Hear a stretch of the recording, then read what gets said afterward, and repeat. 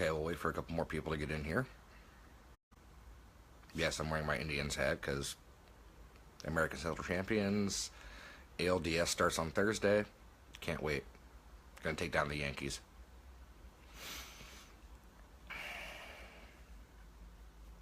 What's going on, Vaughn?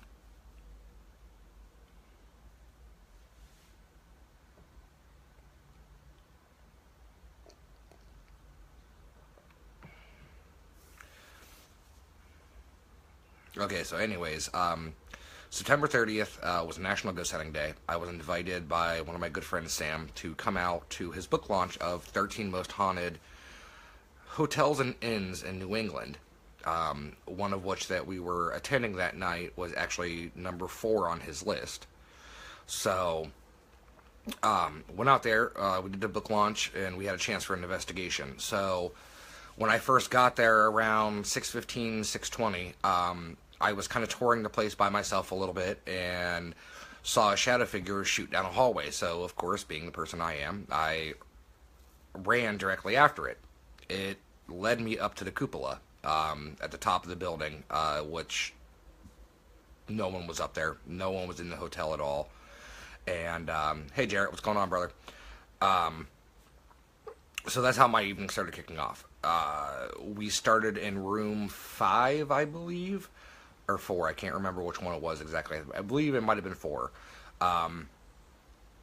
And we started with an Echo Vox session.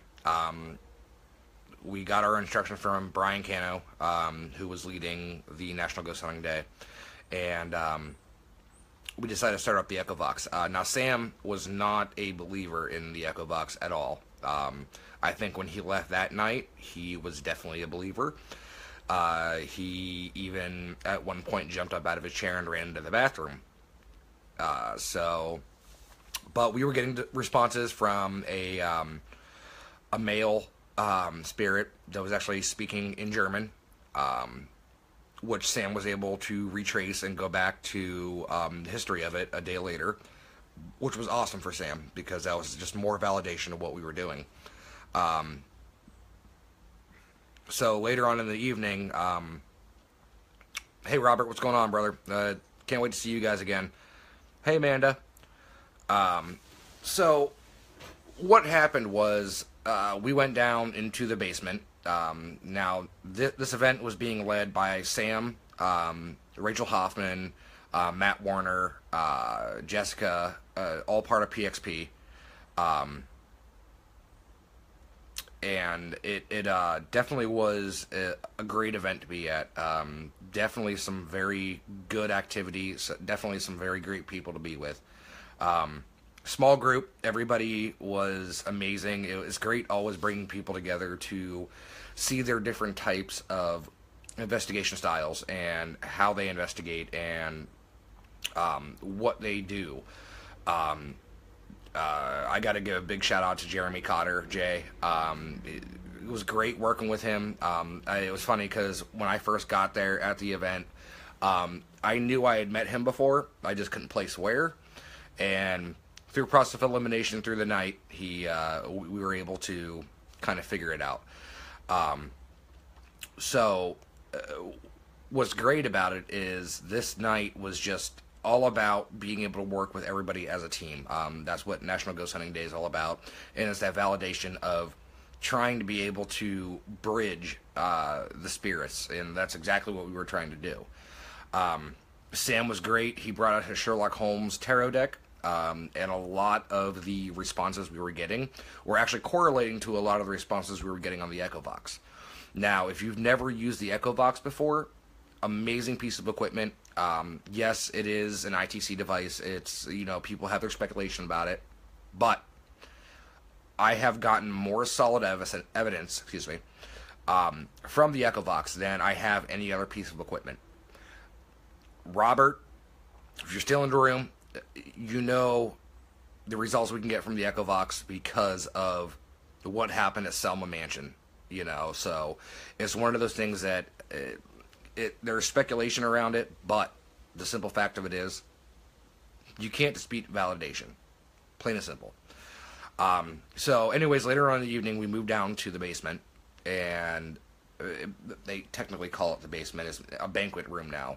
Um, Sorry, dry throat. But they,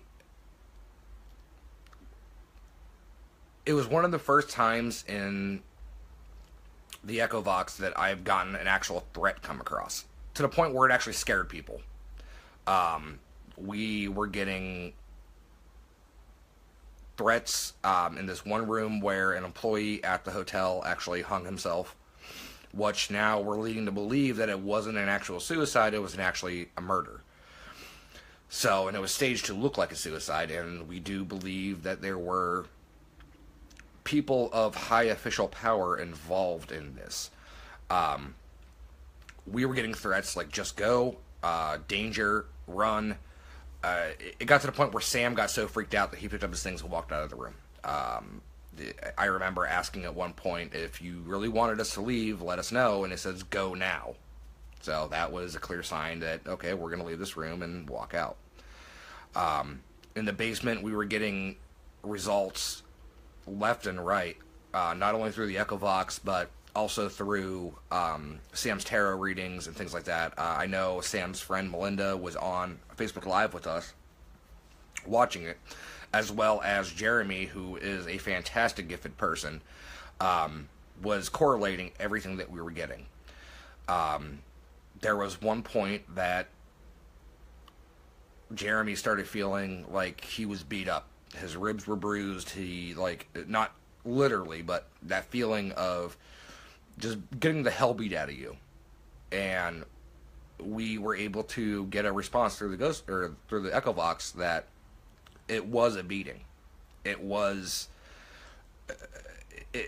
and something like the history of this book, you have to read, if you want on the history of the Orleans Waterfront Inn, get Sam's book, 13 Most Haunted Inns and Hotels in New England. I can't say anything, but James Anito and myself are featured in Chapter 2, at the Biltmore in Providence, so great experience there as well. But we were literally having a conversation the entire night, and the names Ed and Paul kept coming across the Echo Vox. And we didn't know, the only name we knew was Paul, who was actually the person that was found hanging in the basement. And I'm 5'11", 6 foot tall, and I even had to duck going into these basements. So for somebody to hang themselves in this basement, it kind of makes you question a little bit. But we kept getting these names over and over and over and over again. Like, we kept asking who we were talking to. Ed, Paul. Kept going over and over and over again. So Sam afterwards did some research and find out the previous owner was actually named Ed. So he was the owner, I believe, from the 60s, like 60s, 70s era, right around there. So that was some more validation that we were getting from this Echo Vox and from Ed, or from Sam's cards. And at one point, one of the things that made Sam a true believer was he walked out of the room at one point, and I asked the Echo Vox, who's coming back into the room? Because Sam was coming back into the room at that point to join the group. And across the Echo Vox, clear as day, says, Sam is. Plain as day. And it pretty much stopped Sam right in his tracks, and he laughed about it. We, brushed it off, whatever. But Orleans Waterfront, amazing activity. I'm sorry to say this, Lucky, but I would have to rank the Orleans above Lizzie Borden. I've stayed at Lizzie Borden's before, but I can't help it. I'm sorry. Like, the activity we got at this location was just absolutely profound, and the validation we were able to get and the correlation between the history and what we were getting across the box was just amazing. And for the first time ever, and I've talked to one of my good friends, Jared, about it, for the first time ever, when I walked out of this location, I actually became physically ill. Like, I was dry heaving. I felt like I had to vomit. It was bad. Like, I was doubled over in the parking lot, and I'd gone outside to smoke. I'm a smoker, so I'd gone outside to smoke and everything like that. never had an issue. But when I had actually had all my things packed up and I was getting ready to leave, I started dry heaving. I started gagging. I started feeling like I was going to be sick. This is the first time that this has happened to me on an investigation. I've done crossing overs. I've done attachment removals where I've been sick. But this was the first time on an actual investigation to where I became physically ill. It's one of those things where you don't know much thought to it, but I talked to Jared a little bit more today, and he believes that it was something trying to attach onto me, and they weren't allowed to leave, and that was me kind of almost violently expelling it. And it was one of those things where I wasn't sure what was going on. I literally felt nauseous. The hotel I was staying at was literally 3 minutes up the road. And what's going on, Daryl? How you doing, buddy?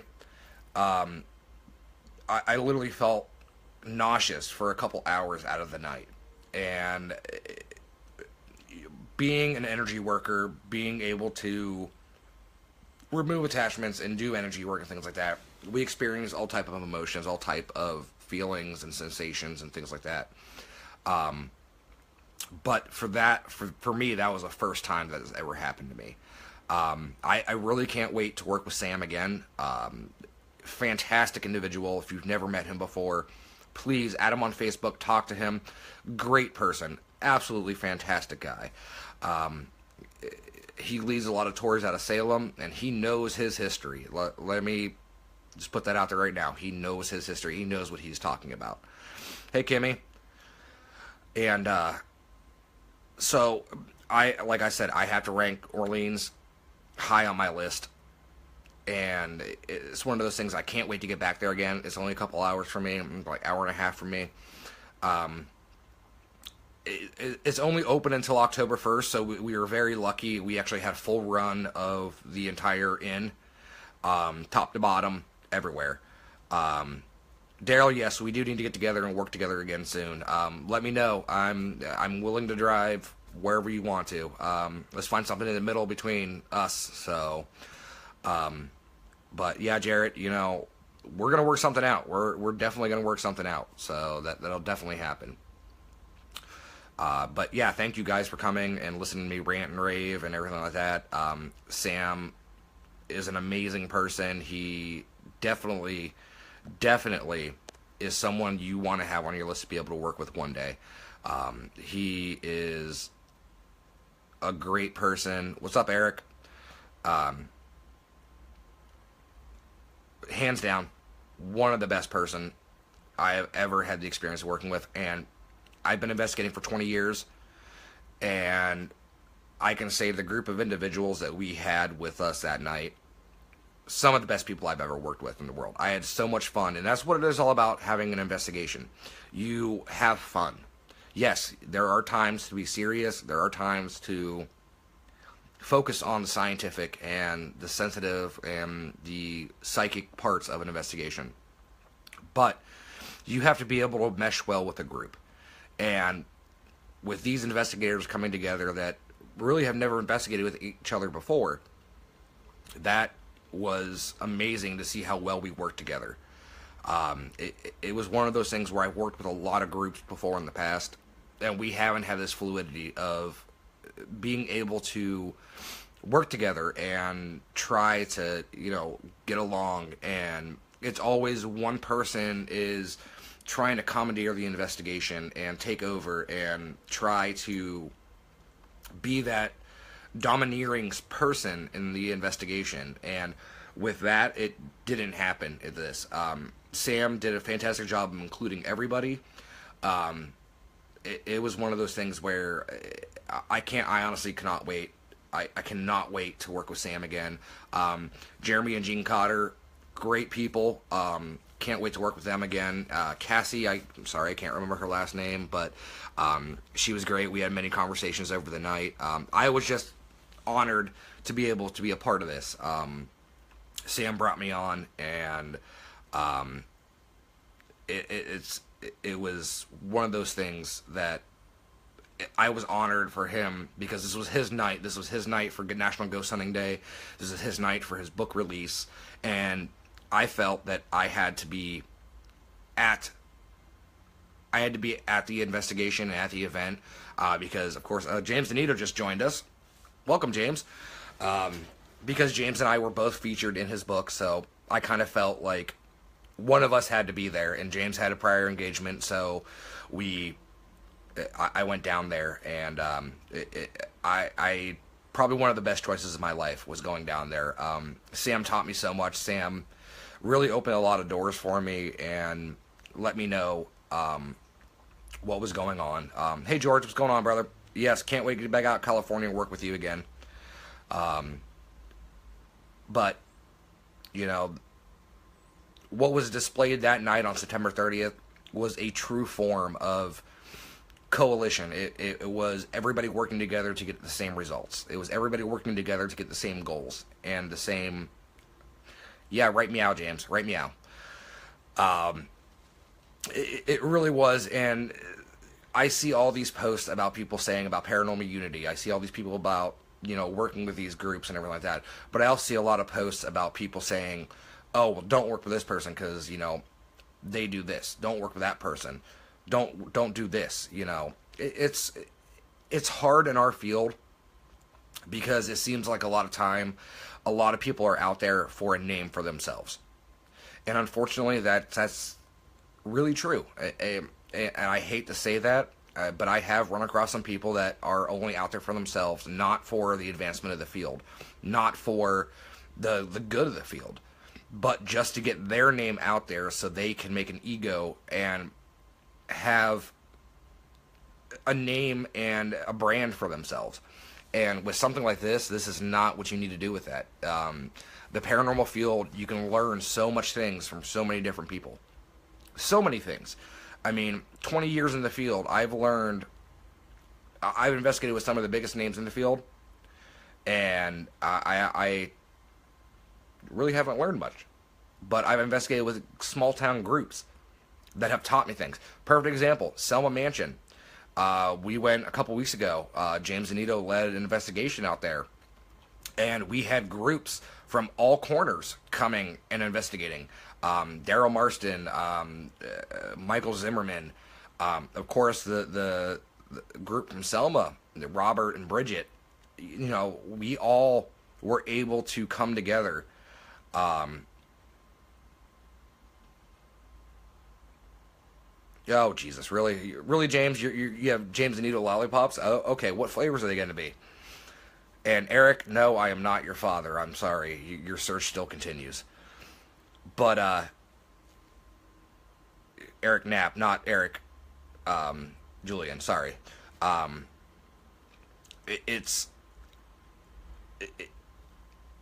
kind of stumbling over my words now, unfortunately. But normally I'm good. This is why I have a face for radio, so I'm not normally used to going live. But it's great being able to be involved with all these fantastic groups of people that come together for the same common goal. And it's one of those things where it makes me feel honored and privileged to be able to work with so many great people and so many great groups all over the country. I've investigated from California to Rhode Island to Massachusetts to New Hampshire, you know, and everywhere in between. And over my years, I've been able to meet some great people that I don't always call friends. I call them family now because they literally are. Because you realize who has your back and who has you when you need to. George, I don't have any idea when I'm coming back yet. I'm looking maybe late October, maybe early November, maybe. We'll see about that. I'm trying to work something out right now. But we'll see. James, quit stroking it, all right? And I don't mean it that way, but I can't wait to get back out to California again. Have some great experiences out in Locke, California. It definitely was one of those things where it was a first-time place for me, and I definitely can't wait to get back out there again and see everything. But you guys, I just want to remind you, especially with all the tragedy that's going on in the world right now, this is a time for us all to stand together. This is a time for us to help other people and make sure that we're there for other people. look out for your brothers and sisters. You know, it's definitely a time where I'm not going to say benefit from things, but we can make other people feel better about what they're going through and the hardships in their lives and everything that's going on. I mean, you just got to remember, you just have to be there for everybody. I know Kimmy posted a GIF the other day about it's from John Coffey from Green Mile about people being nasty to each other, and that was one of my favorite movies, and that quote still rings true to this day. You know, don't be bad to people, don't be nasty to people. You know, you got to be. We have to join up in one force, and that is what unity is all about. It's not unity in the paranormal. It's not unity in the military. It's not anything like that. It's unity is us all being one, and being there for each other is probably something that's the greatest thing that could ever happen. And, you know I have a very expansive network of people that I talk to on a daily basis. And, you know, anybody out there, if you ever need me, I'm always there. You know, get a hold of me on Facebook, get a hold of me on, you know, Messenger, whatever. Just get a hold of me if you need me. I'll do what I can. If I can't do anything for you, I will point you in the right direction to it. You know, but thank you guys. I think I've rambled on enough today, and I want to thank you guys for coming out and watching. And, you know, remember, just heed my fact. Be together, stand together. You know, don't make it a competition. What's going on, Chris? How we doing, brother? Don't make it a competition, because once it becomes a competition, you lose sight in your goal. You lose sight. And once somebody's ego starts to get bigger, then there's no saving that person. They need a reality check. And unfortunately, sometimes it comes in a very hard way. A very hard way. And, you know, you guys are amazing. I love each and every single one of you guys. You know, thanks for being in my life. And can't wait to talk to you guys soon. All right, guys. Have fun.